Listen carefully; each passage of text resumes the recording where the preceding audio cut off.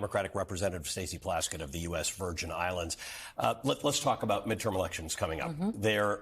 Things have happened in Congress, and things have happened with January 6th, and things have happened with Republican candidates, particularly Senate candidates, in the last 6 weeks, let's say, and with Roe, that have changed the calculus about what happens in the midterm elections. But none of us know exactly how it's changed. We've seen activation among women voters, activation in terms of voter registration across the country.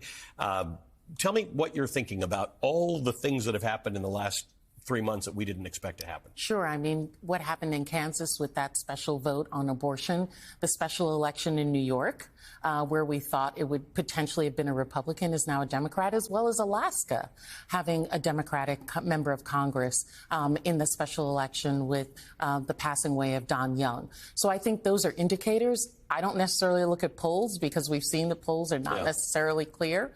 But I think the Democrats have an opportunity to potentially hold the House and to even advance the Senate in the sense that we can show to the American people up until November that, one, we are holding the line on the democracy, that we are standing at the door holding back the hordes who would try and take us back, whether it's voting rights, whether it's racial equity and all of those other issues. And at the same time, we're advancing the issues that matter to the American people.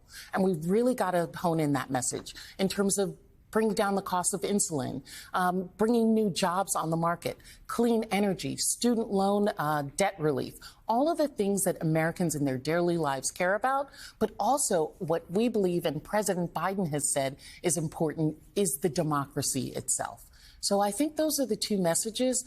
In the House, our message as Democrats is we are about the people of this country. We are about people and their daily needs, and the Republican Party is about power and politics by every vote that they have taken for the last 2 years. I called you a friend of the show because you and I have talked for years. We talked 5 years ago. September 5th is the anniversary of hurricanes, the 5th anniversary of Hurricanes Irma and Maria, which I covered, and they hit where you're from. And I even asked you in the commercial break, I said, how far apart were they? Because it just felt like we were just covering one continuous hurricane. We call it Irma Maria. Yeah, because the damage from one wasn't over before the second one hit. Exactly. We are on 5 years after the storm, and Congress did an incredible thing after that time. Through the Bipartisan Budget Act of 2018, they changed the law for the Virgin Islands and Puerto Rico to allow us to have funding, not just to rebuild as things were at the time of the storm, but to build as things were, recognizing that because we are a territory, we had been underfunded over so many years. We lost hospitals, schools, roads, ports, etc.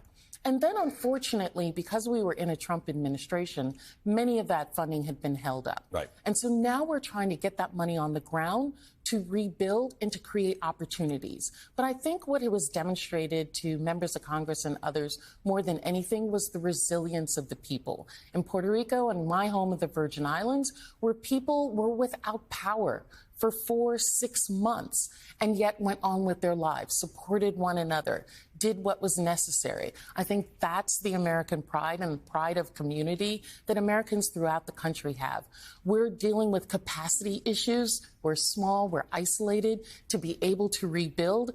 And so, working with our governor, Albert Bryant, and others to ensure that we can bring that money, not just have it there, but draw it down and really have, make the Virgin Islands the jewel of the Caribbean is something that we want to work towards in the next few years.